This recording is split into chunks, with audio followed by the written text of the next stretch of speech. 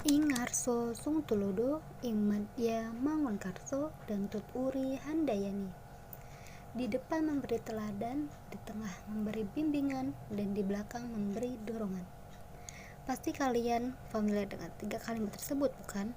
Yap, 3 kalimat filosofis tersebut berasal dari Bapak Pendidikan Indonesia yang selama ini dipakai sebagai semboyan kependidikan negara kita loh.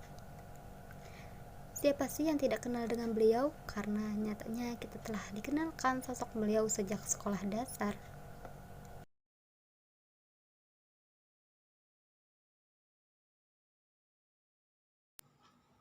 Halo, perkenalkan, nama saya Hatifah Salamah. Di sini saya akan menemani kalian selama beberapa menit ke depan untuk mengenal tokoh inspiratif Bapak Pendidikan Indonesia. Dan siapa sih Bapak Pendidikan Indonesia itu? Bapak Pendidikan Indonesia adalah Raden Maswiwardi Sojaningrat yang telah mengubah namanya menjadi Ki Hajar Dewantara. Dalam catatan sejarahnya, beliau lahir di kota Yogyakarta pada tanggal 2 Mei 1889. Kemudian, hari kelahirannya diperingati setiap tahun oleh bangsa Indonesia sebagai Hari Pendidikan Nasional. Semasa hidupnya, beliau sangat aktif memperjuangkan pendidikan di Indonesia. Relevansi pemikiran Ki Hajar Dewantara dalam konteks pendidikan Indonesia adalah bahwa pendidikan Indonesia haruslah dilandaskan pada tujuan mencerdaskan kehidupan bangsa, membentuk karakter yang cerdas dan beradab, sehingga menciptakan pendidikan yang memberikan kemerdekaan untuk belajar bagi siswa dan kemerdekaan mengajar bagi pendidik. Seorang pendidik yang baik, menurut beliau, yaitu harus tahu bagaimana cara mengajar, memahami karakter peserta didik, dan mengerti tujuan pengajaran, agar dapat mewujudkan hasil didikan yang mempunyai pengetahuan yang mumpuni secara intelektual maupun budi pekerti serta semangat membangun bangsa.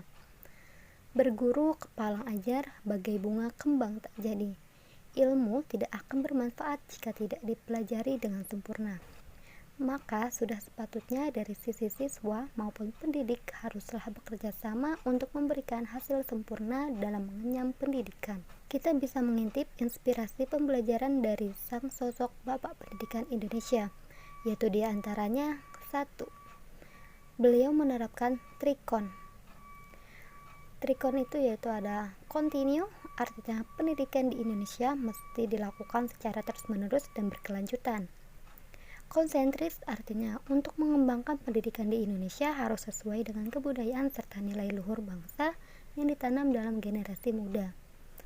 Konvergen artinya mengembangkan mutu pendidikan Indonesia agar setara dengan kualitas pendidikan yang maju di dunia barat. Kedua yaitu menggunakan metode sistem AMO, yaitu metode pengajaran sesuai dengan asih, asah, dan asuh. Ketiga yaitu pengembangan pendidikan selaras dengan nilai budaya. Pengembangan pendidikan tentunya harus selaras dengan nilai budaya untuk memperkuat dinamika pendidikan sebagai penguat bangsa. Nah, bagaimana menurut kalian? Sungguh inspiratif, bukan?